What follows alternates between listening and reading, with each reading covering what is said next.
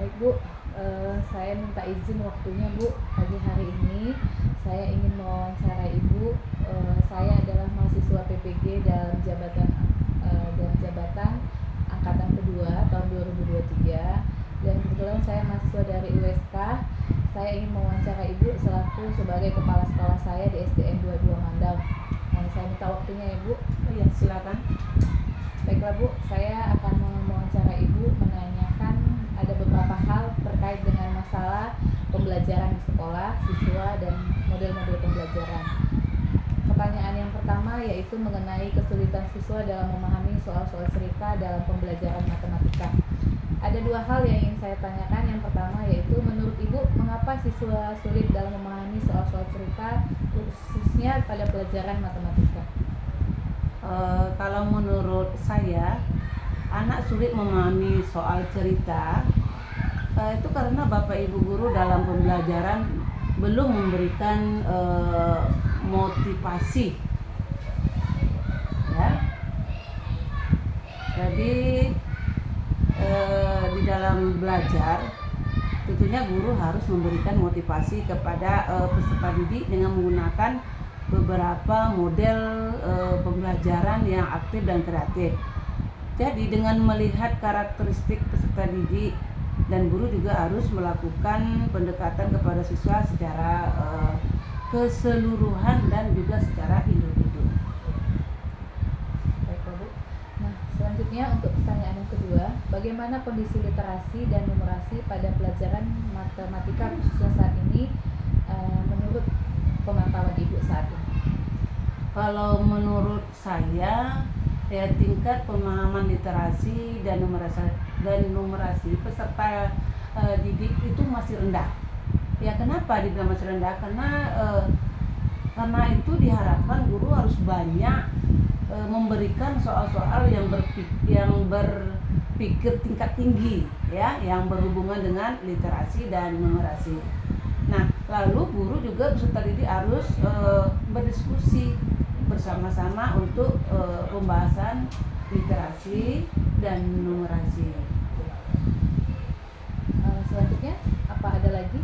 Terus guru sebaiknya yaitu membuat pojok baca misalnya di dalam kelas, ya, dan juga mengadakan buku cerita untuk meningkatkan minat baca dari peserta didik. Karena kalau saya amati minat baca peserta didik itu masih rendah. Nah, untuk itu program yang belum mulai, untuk itu sebelum kita melaksanakan pembelajaran, ya alangkah baiknya siswa disuruh untuk membaca terlebih dahulu. Setelah itu mereka disuruh menceritakan apa yang telah mereka bacakan. Baiklah Bu, berarti dengan adanya pojok baca terus meningkatkan pemahaman siswa, begitu ya Bu ya? Iya, itulah. Selanjutnya pertanyaan yang kedua yaitu mengenai capaian pendidikan, capaian pembelajaran itu yang masih rendah. Nah, yang ingin saya tanyakan kepada Ibu ada dua hal, yaitu apakah menurut Ibu apa penyebab rendahnya capaian hasil belajar peserta didik sejauh ini? Menurut Ibu, apa yang menjadi penyebab rendahnya capaian hasil belajar peserta didik? Yang pertama itu penyebabnya adalah siswa kehilangan konsentrasi, ya, saat belajar. Terus orang tua juga kurang memperhatikan proses belajar siswa yaitu di rumah. Karena mungkin ya orang tua sibuk ya dengan pekerjaannya di rumah. Baik, yang kedua, mengapa siswa malas dalam memahami soal cerita dalam muatan pembelajaran matematika? Bisa jadi karena dalam proses pembelajaran itu ada beberapa orang siswa yang sering mengganggu teman lainnya. Dan juga ada beberapa siswa yang pikirannya mungkin tidak konsentrasi di dalam pelaksanaan belajar, ingatannya mungkin ya menonton atau main game. atau ya menonton film di YouTube dan juga aplikasi yang di media sosial yang lainnya. Berarti berhubungan dengan kemajuan zaman saat ini ya Bu ya. Iya Jadi iya membuat sekarang siswa- sudah canggih ya Bu ya. Jadi membuat siswa terlena dengan tugas sekolahnya ya Bu. Iya iya kira-kira begitu. Oke. Nah selanjutnya pertanyaan yang berikutnya yaitu mengenai yang ketiga.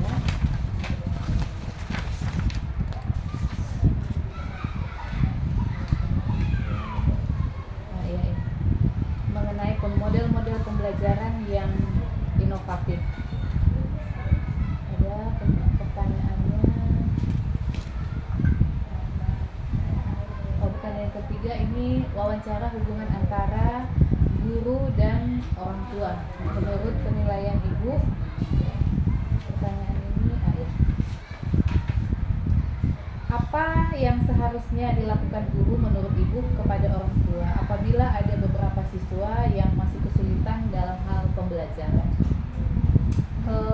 Sebaiknya tentunya guru harus memanggil orang tua murid ya, yaitu untuk ke sekolah dan membicarakan kepada orang tua siswa tentang kesulitan-kesulitan yang ada pada anak dalam proses pembelajaran.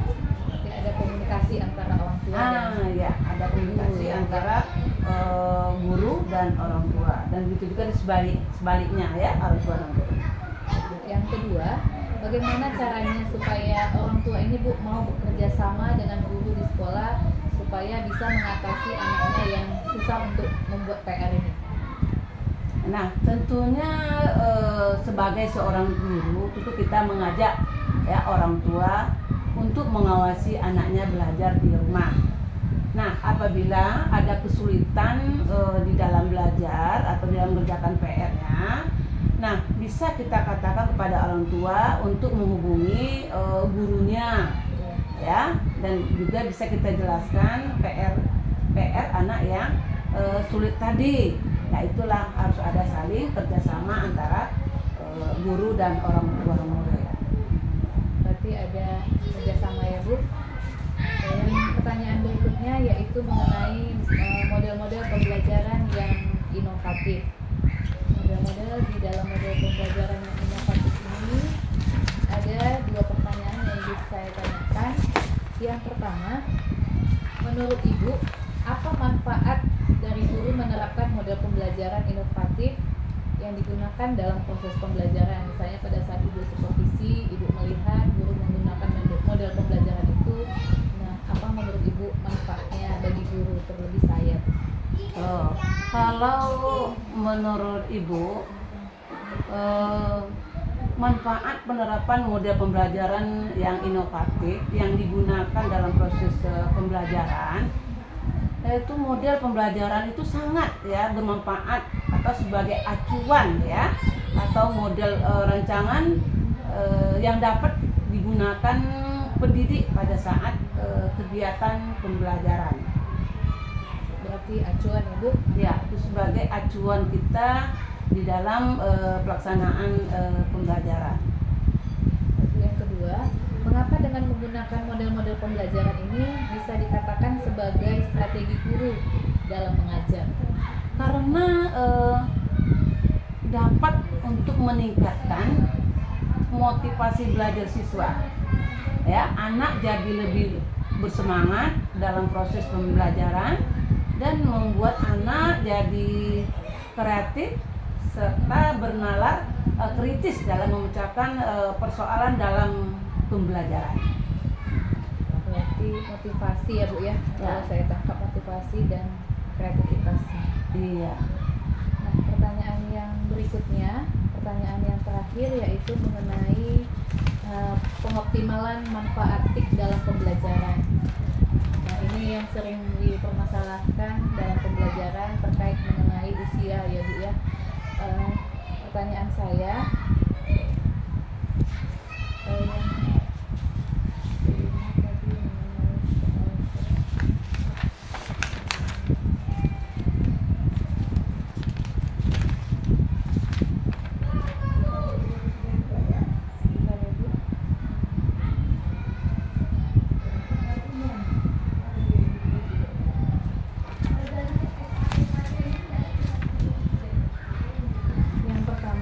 kenapa pemanfaatan TIK itu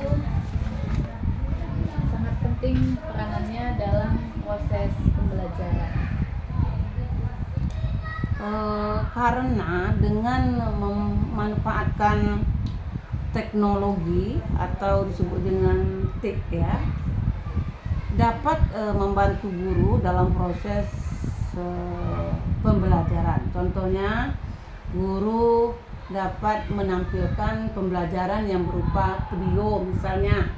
Jadi anak-anak bisa langsung melihat videonya dan mereka juga akan semangat ya di dalam pelaksanaan pembelajaran. Membuat antusias siswa ya Bu ya. Iya, benar sekali. Yang kedua yaitu apakah ada kendala bagi guru yang belum begitu paham akan adanya pemanfaatan TIK ini dalam proses pembelajaran? Udah jelas ada ya masalahnya. Misalnya seperti ada beberapa guru mereka sudah tua, mereka boleh dikatakan kira-kira 3 tahun lagi mereka akan pensiun. Nah tentunya mereka karena tidak terbiasa tadi dalam menggunakan laptop, jadi ya kendalanya itu. Jadi caranya bagaimana supaya bisa terlaksana juga, maka dibantulah dengan guru yang sudah menguasai TIK tersebut.